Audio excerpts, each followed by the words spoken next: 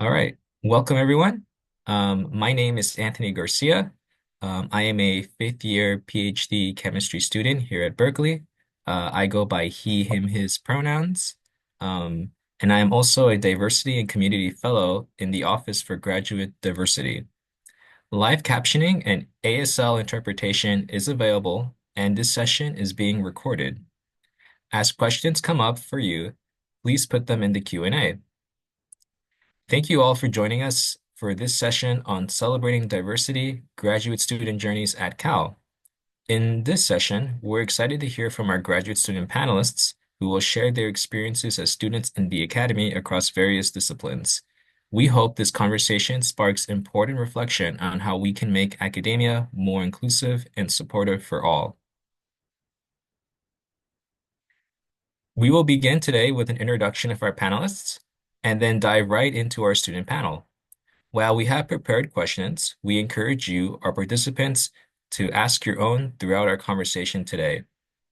Where possible, please avoid asking overly specific questions. If we see those, we may broaden them so the advice or information given is applicable to a variety of people.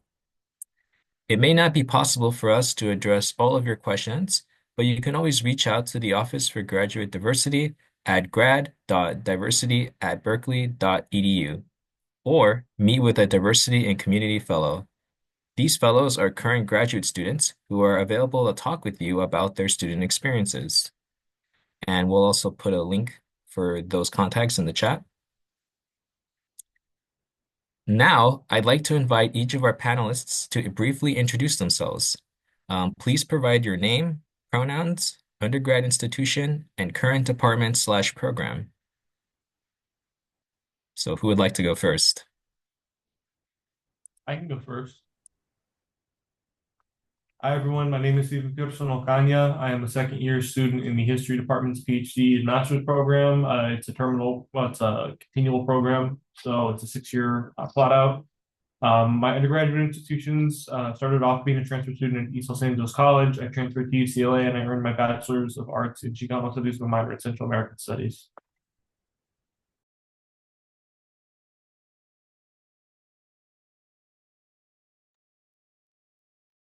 I can go next.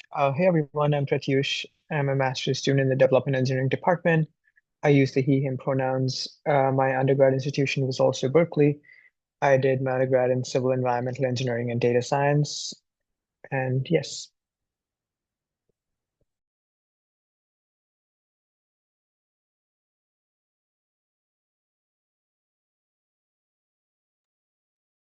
Hi, everyone. My name is Mauda McDonough, and I'm a fifth year PhD candidate in the neuroscience program here at Berkeley. And I did my undergrad in biomedical engineering at the University of Wisconsin-Madison. And my pronouns are they, them, and she, her.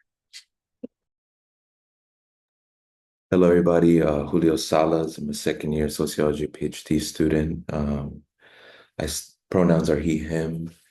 Started at community college in Queensborough Community College, it's in New York City, and then I transferred to Cornell University up in upstate New York. All right, great. Thank you for that introduction. So let's transition into our panel discussion. So we'll begin with our first prepared question, and that will be talk to us a little bit more about your backgrounds. What led you all to graduate school? And who would like to go first?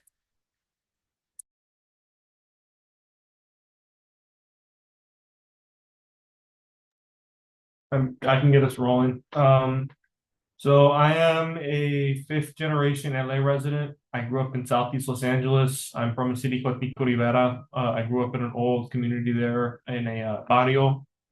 So I grew up in an environment around a lot of poverty, a lot of gang culture, addiction, violence, and a lot of carcerality and policing.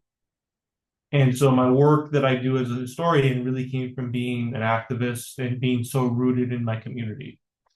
And I think for me, understanding that social sciences and really telling histories of places that don't really get appreciated in most discussions and dialogues about history and social sciences is what really influenced me to coming here. personally speaking, I was not even expected to graduate from high school. And so when I went to community college, that was the first time I really experienced mentorship from a professor who actually believed in me.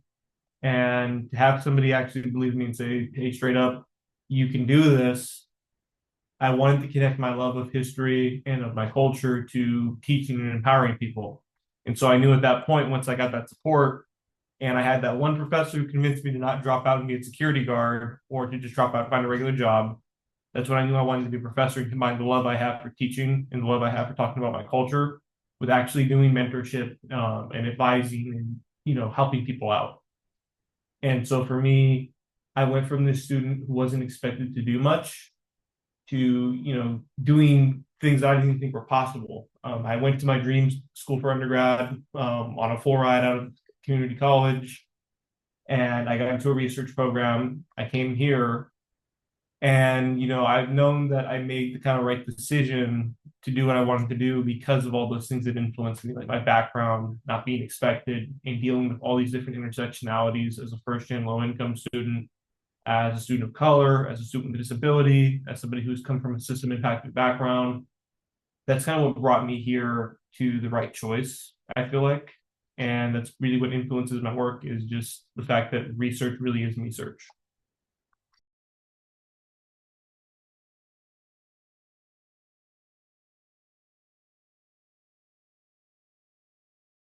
Yeah, I can go next. There's some things I sort of align with Stephen. I think one thing is, yeah, I never thought I'd be here. I never thought that. Um, yeah, I never took school seriously. And yeah, similarly found my position at one point just going to community college because it was the next thing that I thought could sort of help my family. The way I viewed it was I was the oldest of four, and um, my mom is a single mother, and I sort of thought, yeah, there's really nothing else that's like no one will come to save us, for lack of a better word. If I and I didn't think, oh, only I can either, but I just thought, okay, let me just try to do something. Similarly, a lot of things begin to line up. I have mentors for the first time. I have pipeline programs that are supporting me. I also realize I use learning a lot, yeah, in part to learn, but in part to really heal.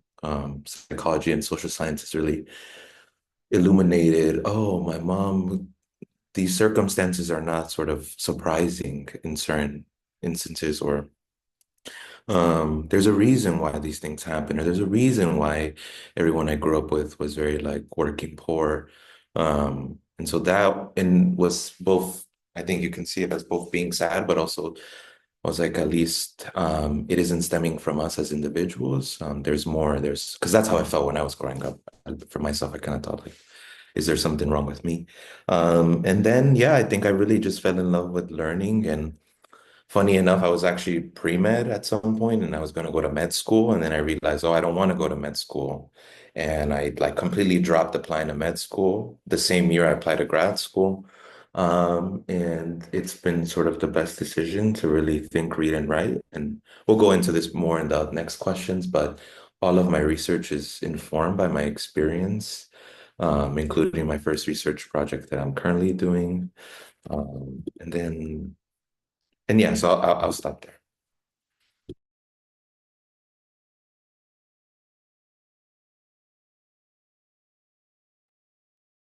I'm learning so much about my fellow panelists. Thank you both for sharing. So I'm in the neuroscience program, and similarly to Julio, I was pre-med at a time. Um, my family has been fortunate to have gone through the community college system. So my mom went to college, ultimately transferred to university. So I'm kind of the next generation, very honored. Um, I went to a big university, a 4-year university on a full scholarship that changed my life. It was unexpected. I studied engineering because I thought that that was going to be kind of my way out and to help my family. And my financial scholarship was dependent upon that major. And as I kind of pursued research opportunities in undergrad that I was really fortunate to have, again, at a big, large public university, I really developed this love for research and particularly human-centered research, translational research. And I was going to take some time off to kind of just work in industry, right? Make that money as an engineer, kind of come back maybe to school one day. But I was like, I got the degree. I can do the thing now. And I was really, really um, supported by my community around me, particularly the Society of Hispanic Professional Engineers, or SHIP, to pursue my PhD, to continue this line of research and this line of inquiry that I'd really become passionate about in the later years of my undergrad. And, I joined the SHIP chapter, which also is open to scientists here at Cal. Really, it's called LAGSIS, or the Latinx Association of Graduate Students in Engineering and Sciences. Really long acronym. But yeah, and that has really made me feel at home. Um, as a queer person, being in the Bay was something I was really excited about. I thought that, I'm from Chicago, but I went to school in Wisconsin, and it was really important for me to be a place where being out and visible was safe, and not just safe, but kind of like welcomed. And yeah, I really found a lot of support, not just among my peers in my graduate program, but also just the surrounding Bay Area community. And yeah, similarly to Julio and Steven, I didn't think I'd be here, but I'm really happy to be here. Thanks everyone for sharing that. I have a couple of thoughts to add to that.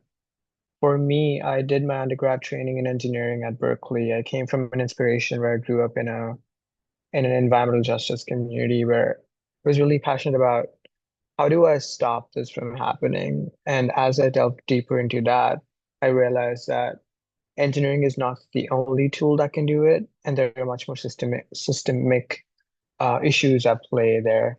So after my undergrad, I worked for about 2 years in engineering, and I realized that a lot of professional engineering, and I like private firms here, is kind of devoid of what community experiences are.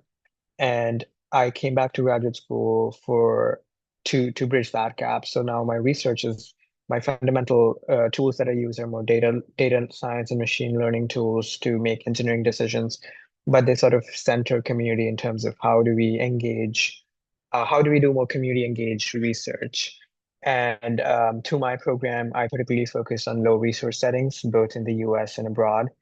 And I think that definitely brings me more fulfillment and understanding that I'm using my engineering tools in a more targeted manner.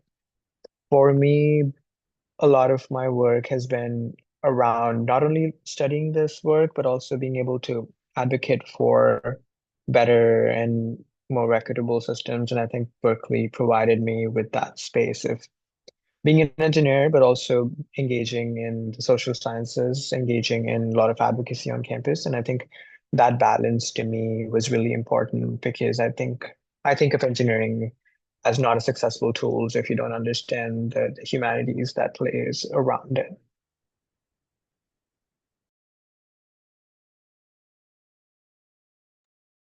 Great.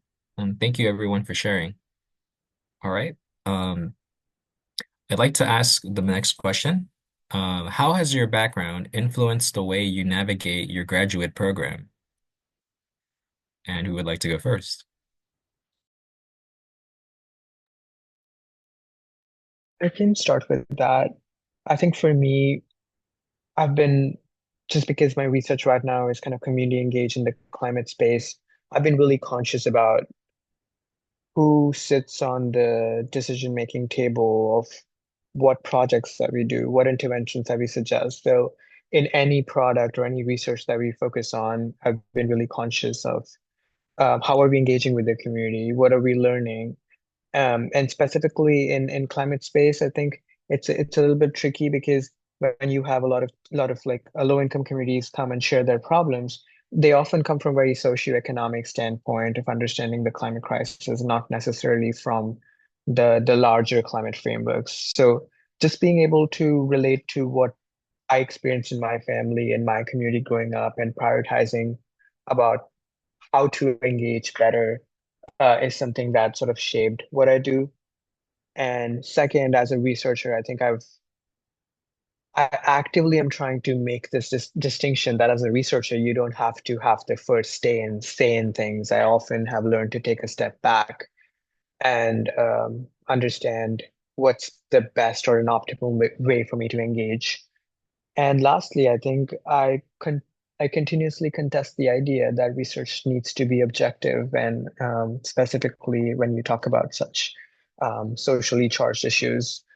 So that comes from a place of my more sort of advocacy framework, that how do I balance between being an interventionalist but also being a realist. And yeah, that's a little bit about me. And it has been challenging as well. Sometimes you will have to push back ideas, um, fight the, not fight, I would say resist the status quo in a lot of way things are done.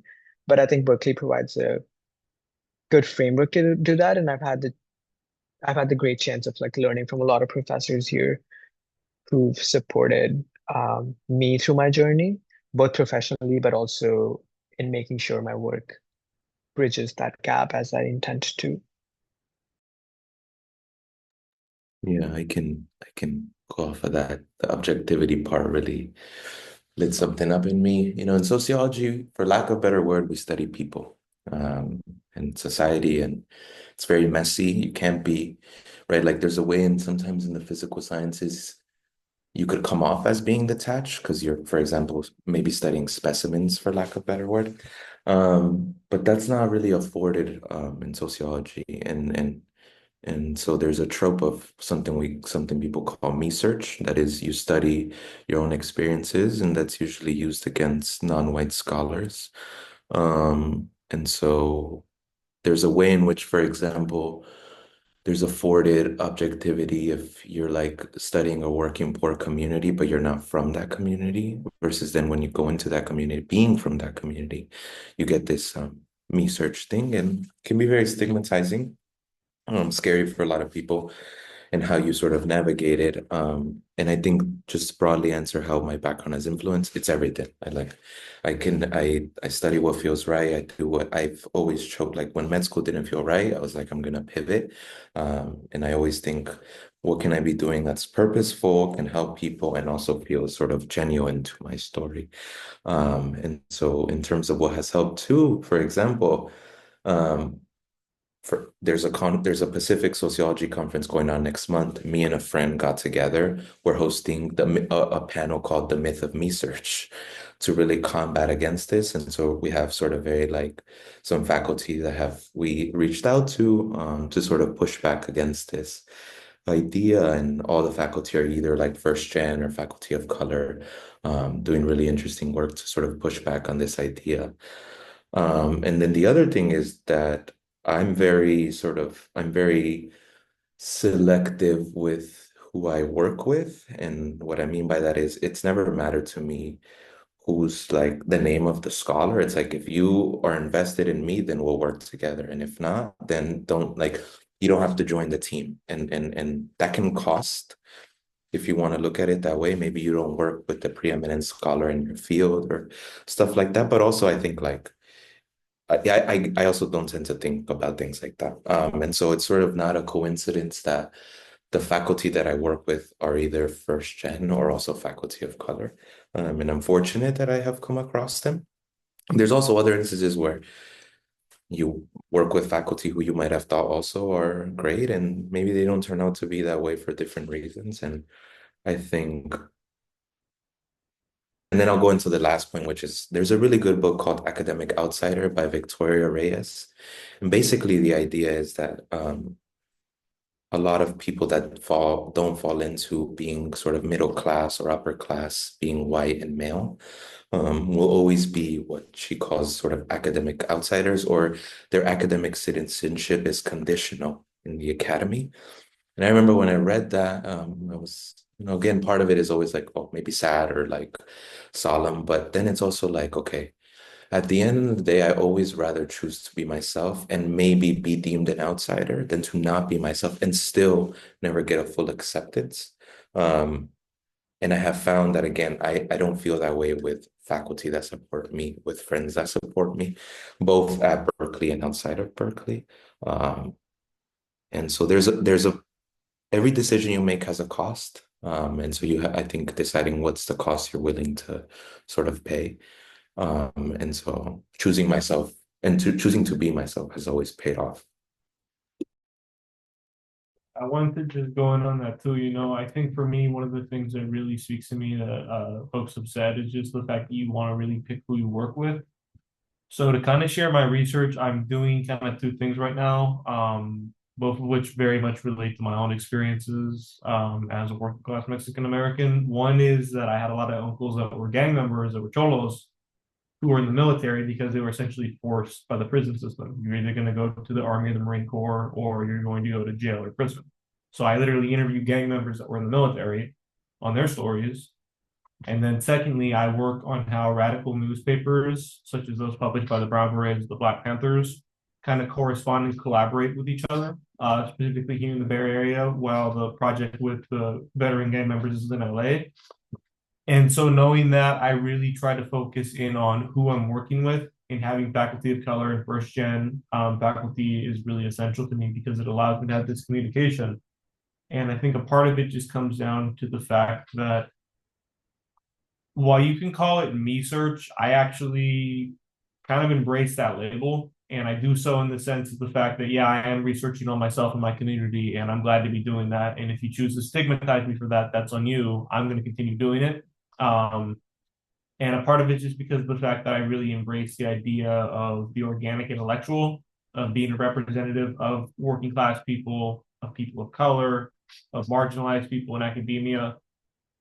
And while you're always going to necessarily be that outsider to some people, when you find the right people who embrace you, it's very powerful.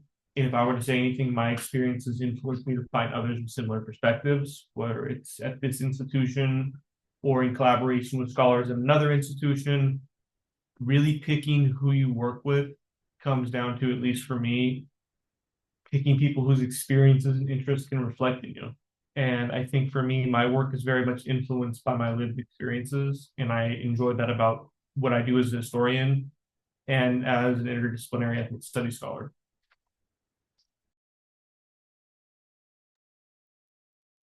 I'll just hop in here.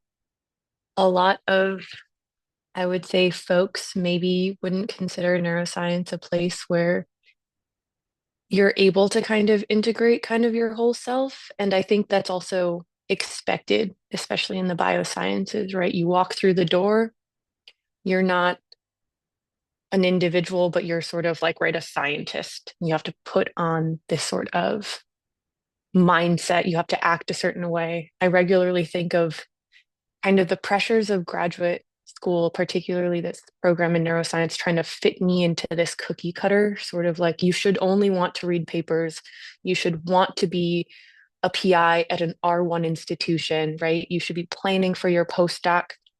And the way that I kind of bring in my whole self is by really pushing back on that idea, right? There's certain things I got to do. I got to do the experiments. I got to write the dissertation, right? Like there are certain non-negotiables, but these other expectations I really push back on.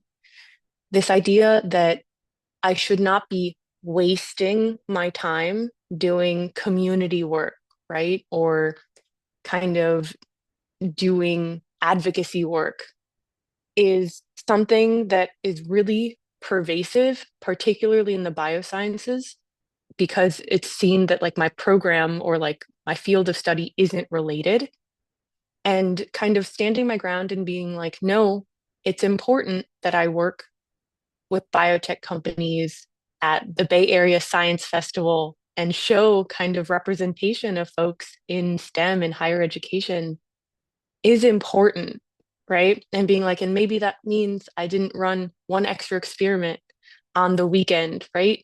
Being okay with that is, I think, one, really difficult because you have a lot of people telling you explicitly and implicitly that that's a waste of your time, that it won't help you get to the certain point that they think should be your goal, but kind of standing really firm in in my experiences, I'll speak for myself, and being willing to take a bit of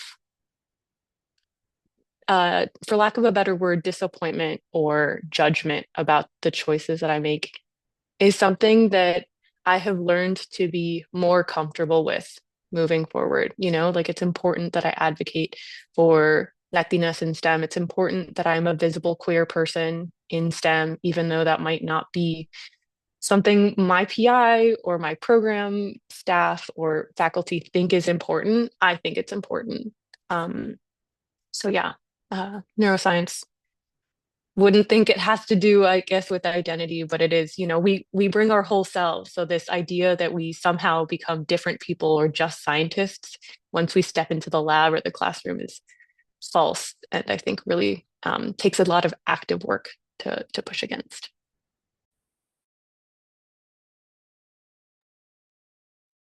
All right. Thank you, everyone. Also great responses.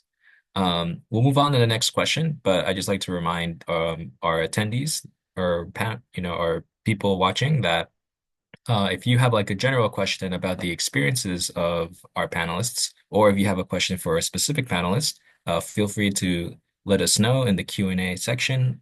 It should be on the Zoom toolbar, and we'll probably try to get to it towards later on in this panel discussion. So just a reminder on that. Um, so a lot of students have expressed interest in integrating into the campus and joining student organizations. So think back to your first year of graduate school at Berkeley. How would you begin to find your community/communities? And who would like to go first?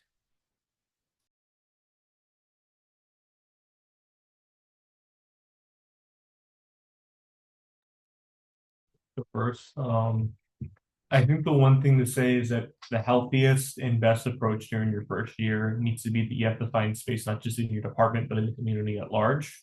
Um, when you go to any institution, be it Berkeley or anywhere else, you're not just limited to the campus as your community. And I think that's especially important when you are a marginalized or minoritized person, or your experiences don't necessarily reflect, quote unquote, with mainstream academia and that kind of notion of, quote unquote, being the outsider.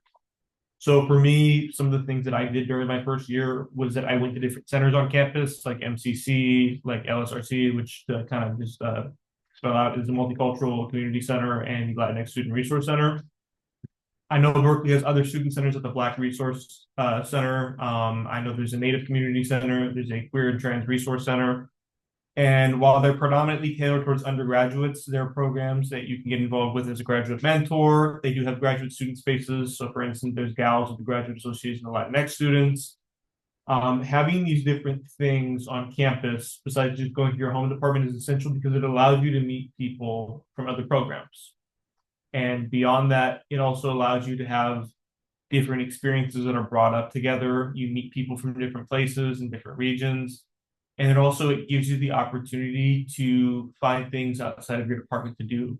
I'll just give some examples. I found ways to mentor. I found things that gave me kind of a little interesting purpose besides just teaching and reading and writing.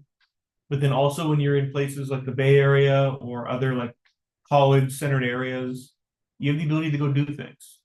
I think for me, one of the things that brought me peace during my first year and now is the fact that I can go to different communities like the ones I grew up in. I can go to the Mission District in San Francisco. I can go to Fruitvale in Oakland. I can go to Richmond, to Vallejo, to Hayward, places that remind me of home. And I get involved with different activist organizations there, with volunteering. And really, in your first year, if you want to feel comfortable somewhere and find community, especially because graduate school isn't like undergrad in the sense of how you socialize, you want to get involved in places both on and off campus.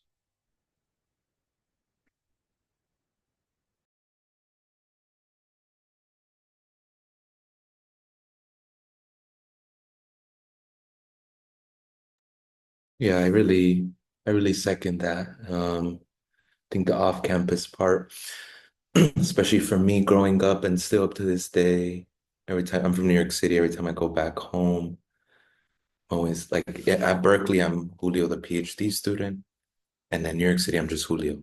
Like no one asked me about the PhD.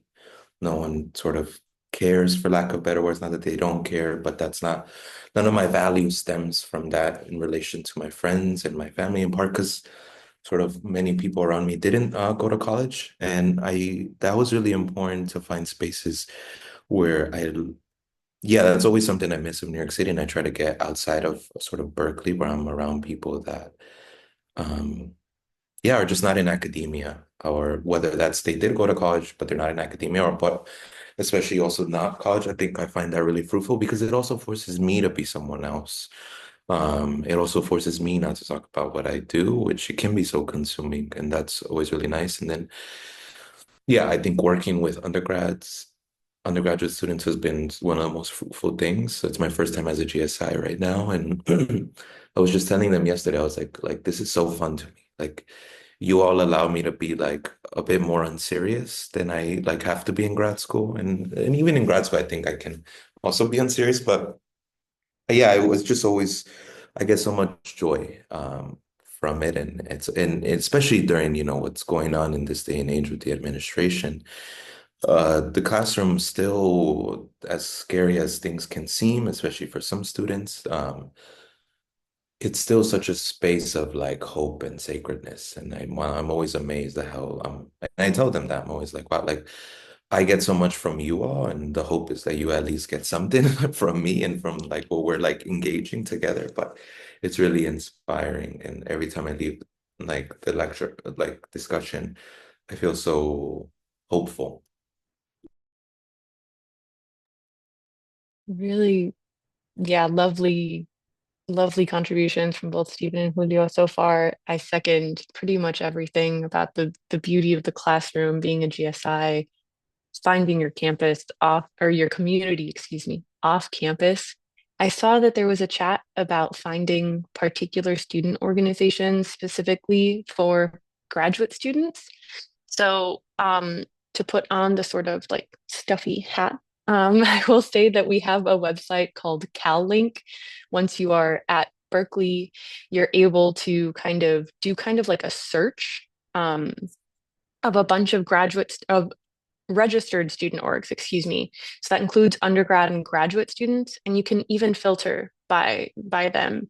And that means that they'll have to state whether they're open to just undergrads or undergrads and graduate students or just graduate students. So that's a really, really great resource. I don't want to say a wrong number, but I feel confident saying that there are at least hundreds of registered student orgs at Berkeley. And it's maybe a trope, but if you don't see one you like, you can just make one. um, but not to say that, you know, these are mutually exclusive of finding your community off campus, right? It's really important to have that, to have places that feel like home that are separate from work. And it is also important to have a work or school environment that is, feels good and safe. So you'll also get a bunch of emails if you come to Berkeley in the first couple of weeks being like, join this org, free food, come do this.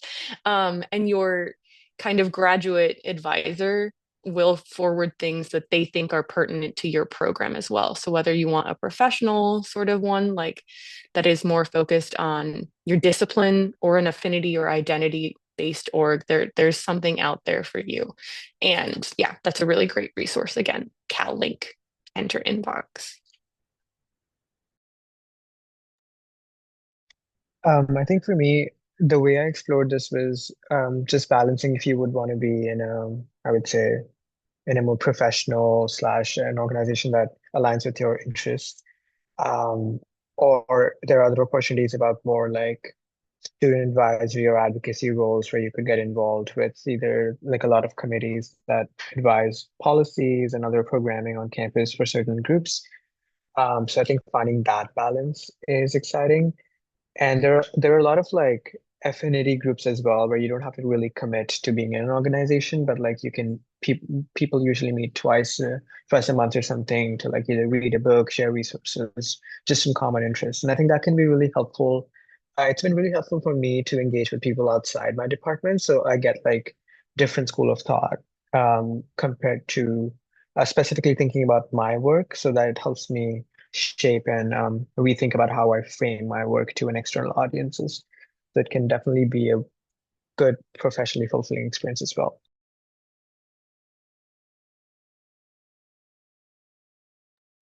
Yeah, thank you all for your responses.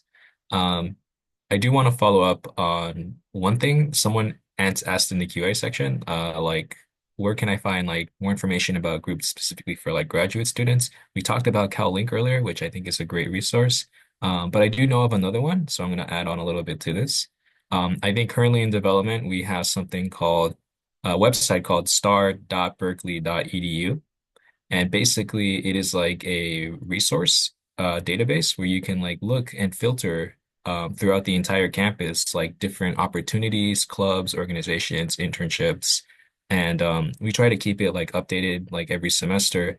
But you can filter by like stuff for undergrad, stuff for grad students, professional opportunities versus academic opportunities. We have a map where you can find out where like each thing is located. Again, we try to keep that updated. So again, it's star.berkeley.edu. I feel like it might be helpful. So I hope that answers that question. Um, all right. So with that being said, we'll move on to our next question. Let's see. Some of you may have heard of the concept of code switching when someone changes their behavior to fit in with a situation or group of people. Is this something that you've experienced or observed while navigating academia? And how has this impacted your experiences? So who would like to share first?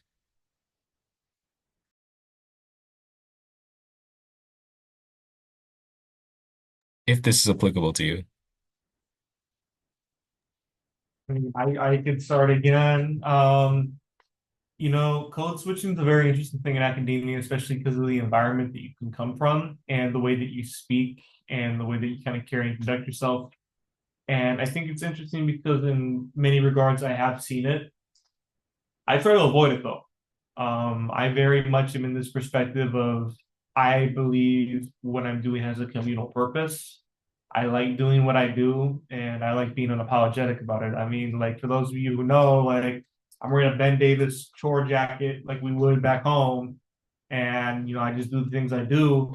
I don't necessarily feel the need to, how should I put this, switching to something or a mold that people think you need to be a historian or to be a scholar or to be an academic.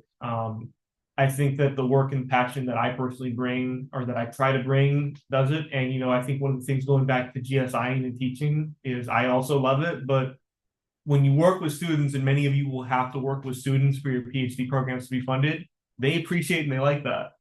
Like one of the biggest and like most exciting things for me is when I had students in my classes like, hey, I grew up in the same town as you, or I grew up over by where you grew up, or I can relate to you.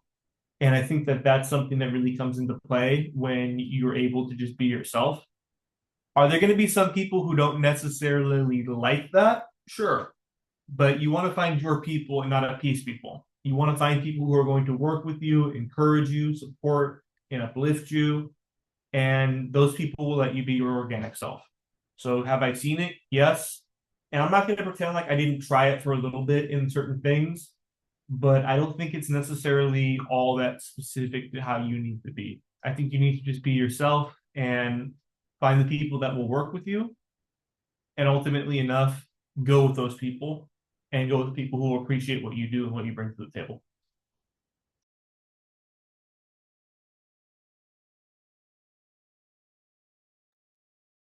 Yeah, I alluded to this a little bit. I think it has taken, I'm a fifth year now, a while to become more unapologetic, right? I think it's natural to kind of be, I've never, I went to a big university, but I studied engineering and I stuck to the books and I took my tests. And here, graduate school just feels so much larger, that it is really tied more to your perception of yourself. And I think maybe this is just because I was socialized uh in a certain way, but to kind of try and fit in, or to try and kind of make myself into that mold of what people expect, right? To talk a certain way, dress a certain way, right? Like, and I think I've come to terms with there are times to be unapologetic. In my lab, I'm wearing sweatpants and a sweatshirt because it matters more that I'm comfortable when I'm sitting in the tissue culture hood so I can literally just do my job better. And there are times where I'm at a conference and I need to kind of switch it up a bit, right? And I think that it's a precarious balancing act. It's not something that I wish I had to do. And it's a negotiation where I'm like, how much of myself can I be? How visible in certain identities can I be? And what is going to make me feel okay with how I'm presenting myself? And also, it's unfortunate to have to think about, but going to allow me to make the most of this opportunity, right? Um, and I think part of that comes from being in a field, again, the biosciences, where there are these expectations that you stop being like anyone other than a scientist once you enter the room. And so I think it's a kind of negotiation. Um, and I'm still figuring it out, but I think I found more and more comfort with being more unapologetic in more spaces.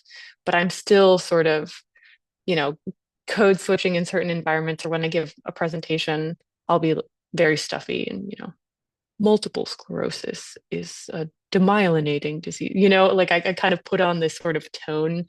And I don't love it. And I think it is necessary for where I am right now. So I'm kind of becoming more at peace with it.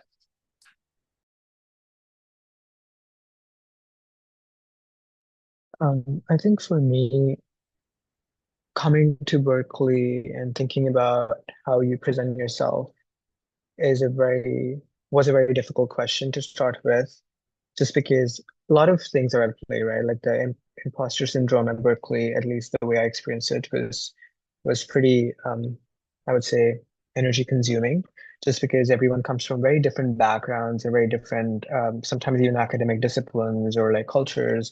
And coming to the Bay and like presenting your work can be challenging in terms of how will people receive it. Sometimes it also falls in the realm of maybe overthinking, specifically as an engineer. You're expected to bring certain, I would say, objective frameworks of how do you approach the work. You need to have um, the rigor that the department sometimes demands. And when you're doing certain types of work that are personal to you, that line might not be that clear for you to be a judge of how you're doing. But I feel like what has found me comfort is finding people, mentors, or professors that can help you talk through it, either through that relationship, or if you share certain similarities with your work, that has been really helpful.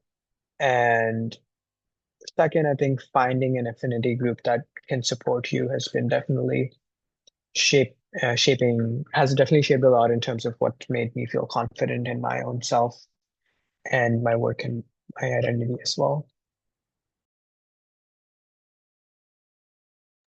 Yeah, I've appreciated what everybody has said, and agree with a lot of the points. Um, I think the biggest instance of sort of where I was confronted with this concept of code switching, or this idea, was really when I transferred from community college to Cornell University, because really the worlds that I was in changed. I grew up in a very working poor immigrant family.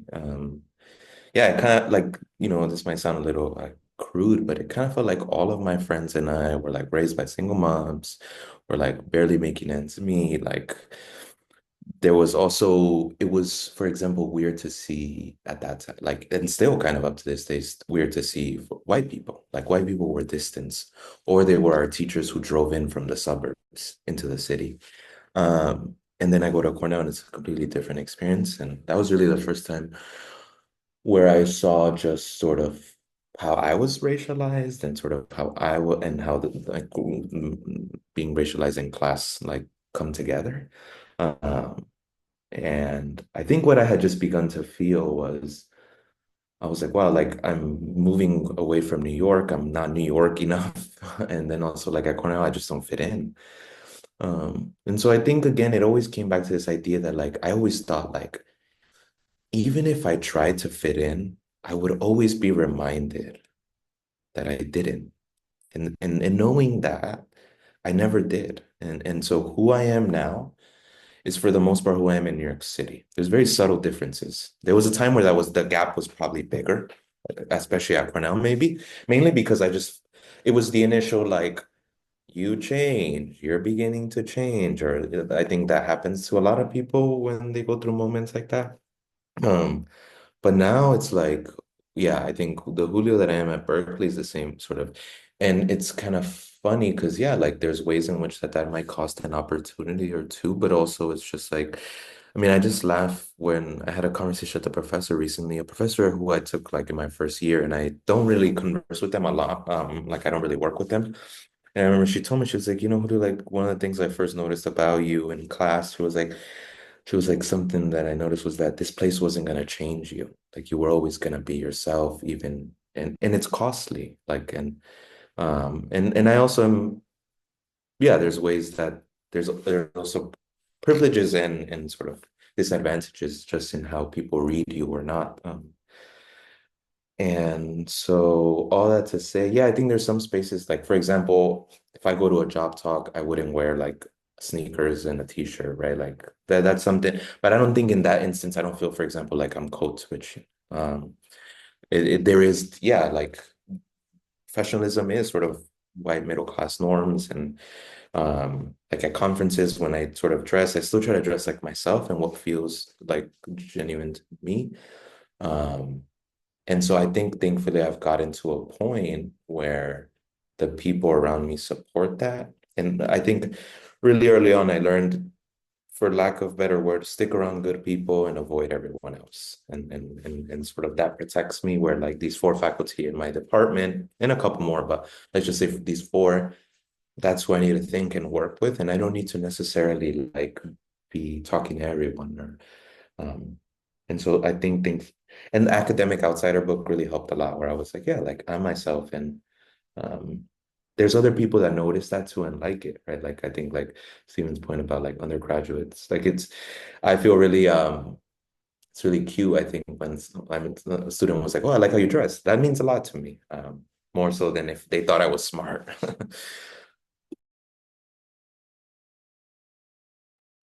Yeah, thank you all. All right. Um, I would like to ask another question. Um, in your graduate student journeys, what is the accomplishment that you've achieved that you are most proud of?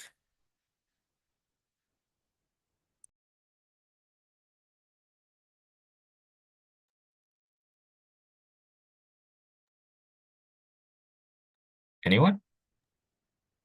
I I guess I'll go.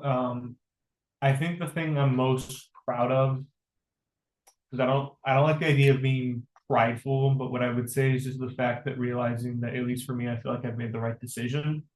Um, I didn't know what I wanted to be when I grew up. I just knew that I was pushed by my parents, like, hey, you should go to college because we didn't. And I think that just the fact that feeling a sense of satisfaction and joy in what I do is what made me proud. It means the world to me when I GSI students and I have them excited and happy to have a class with me because they just know that they have somebody in their corner supporting them.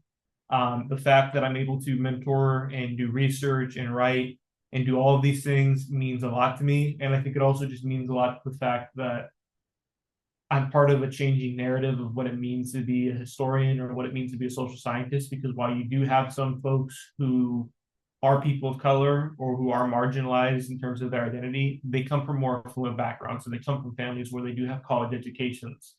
And so for me, having that sense of self and like, hey, yeah, I'm here when I didn't think I was going to be here, when educators didn't think I was going to be here, is what makes me proud. And I think the fact that I'm able to actually work with people to get to certain places in their lives that they want to go as well, like when I mentor students or when I help them with their graduate school or professional school apps, or when I'm able to go and do research in my community means a lot to me. It makes me proud. And I think one of the things, whether it was at UCLA or here at Berkeley, was just the fact that I'm able to go home to my community and help people in the community, do things outside the school, and to really inspire people to do what they can or pursue what they can. Like I'll say this openly, I don't necessarily always rock gear from the schools I go to, but when I do, the biggest smile I have on my face is when I'm able to go to Oakland or when I'm able to go to East LA and I'm wearing a Berkeley or a UCLA sweater and I have somebody say like, "Oh, my son or daughter wants to go there," or "My son or daughter went there," or "I went there," and to really change the narrative of what it means. That for me is what makes me proudest in grad school in terms of accomplishments. It's just the fact that I'm here and I'm representing my community.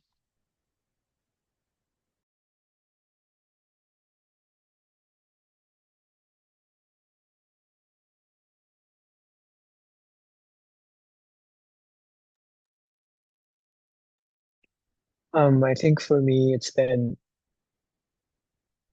being able to be in spaces that I always wanted to be in, but never thought I could be in. For example, from a research standpoint, my research is basically engineering and public health, which is a very tricky place to be. There's not much intersection, but at Berkeley, through like the people I met and the mentorship, I was able to get like a GSR joint appointment in public health and engineering. So just being able to get that, just being able to make space for your own ideas and not trying to fit in like a space that's already provided to you was something I learned through a lot of challenges here, but also was able to find that. And I think that gives me a lot more confidence in who I am um and where I want to go. And besides that, I think just I always consider people, the people I work with, the communities that I work with, people who've mentored me, and the friendships that I've made to be the biggest success I've had because those have always been the anchor in terms of celebrating the successes and also just being there to support you when things don't go as planned. And lastly, I think I have the people I've met at Berkeley, even if I don't have a personal connection with, the ability to critically engage in a lot of difficult conversations and feel comfortable in presenting these now much contested ideas. That the feeling of safety, I think, overall has been pretty fulfilling in the work that I do and has helped me grow quite a lot.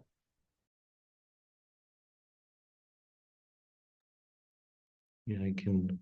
This was a hard question. I remember I looked at it. I was like, "What am I?" I asked someone close to me. I was like, "Oh, I'm on a panel. They asked this question. I don't know what to say," because I think so far nothing sort of professionally tangible has felt that way. Like at least in grad school, and um, but then I was thinking about it, and I think what has been sort of so far is that I really, yeah, I think my first project for my in our program is a master's paper based on a sort of empirical study.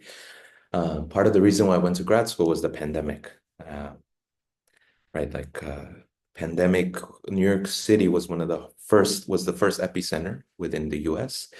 I also lived in a community that became the epicenter of the epicenter in New York City. So, and I saw a lot of people die. My mom passed away during the pandemic. And sort of, I was just seeing like the trucks with bodies sort of by the hospitals. And these were all immigrant families, parents, right? Children. And I remember just sort of being very like that sort of, I think, disoriented me a bit from like med school. And then when I was in grad school, I was like, okay, this master's study is gonna come. Like, what should I do? Because I didn't apply. I applied with a different project in mind. Um, I didn't. I kind of was like, okay, this happened to me, but it's not what I'm gonna. But then it just sort of became again back to this thing. I feel like I do things that feel right and kind of more in the moment. And I was like, I think I'm gonna do like a interview-based study on people that lost someone during that time. Um, and that's been a really hard study. Emotionally, it's been really tough. Not in a way that sort of centers my pain, but just hearing people's and sort of the things they went through as well. And they lost, I mean, I interviewed someone that like never got their child's body, and so many other things. But now it's heading to a place where I can begin to sort of, so I've interviewed 20 people. I lost a loved one during the pandemic and sort of making, I think the story that will come out of it, I think will hopefully be very illuminating for people and highlighting the very costly role and the abandonment that many families face and sort of how they navigated this death process. And so I think that that has been, I had a question in the interview guide about how they think about honor, right, with their loved one. I remember I always thought like, and that I think this is also a project of how I honor my mom, how I honor New York City. And so it feels sort of special. And I only would have done I only did that project because my mom passed away. I wouldn't have done it because it wouldn't have felt right. Um, so I think that that's sort of been one of the most painful and fruitful things that have sort of happened in grad school. And um, the people that I've interviewed have also said something like, we've only done this interview because you sort of went through a similar thing.